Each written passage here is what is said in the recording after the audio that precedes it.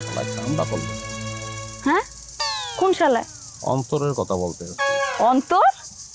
হ্যাঁ মানে আমার অন্তরের কথা বলতে আছি, আমার অন্তরের কথা বলতেছি। আমার অন্তরটা বলতে আছে মানে এই শালায় কামটা কি করলো। চোর তো, চোর রেখে দিল ভাই বলবো আমি। শালার যদি আমি পাইতাম আমি কি করতাম জানো, ওর ধৈর্য নিয়ে স্বর্ণকারের দোকানে নিয়ে যেতাম।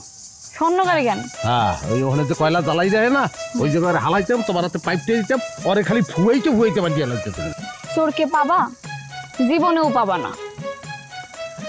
আমগো গ্রামের মানুষ তো এমন ছিল না, রাস্তায় 500 টাকার নোট পড়ে থাকলে সেটা মসজিদে জমা দিত। মসজিদে মাইকিং হইতো, ওই 500 টাকা আনতে 2 জন যাইতো না, যে মালিক সেই যাইতো। আর সেই গ্রামে এখন চুরি চামারি হয়। আমি বিষয়টা মানতেই পারতেছি না। তোমার কি মনে হয় যে আমি মানতে পারতে আছি এই বিষয়ে? আমার পক্ষে মানা সম্ভব? আমি যে কি করব, আমি করব, এখন বলবো না, যখন করবো তখন দেখবা।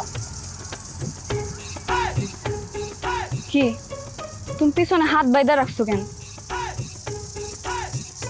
হাত না থাকলেই ভালো হইছে। হাত সামনে আনলেই তো কন্ট্রোল করতে পারি না, টাচ করে বলাই। তোমাকে আমি বলছি একদম টাচ করা যাইব না। সেটাও তো খোলাসা করি, তুমি বল। কি আস্তে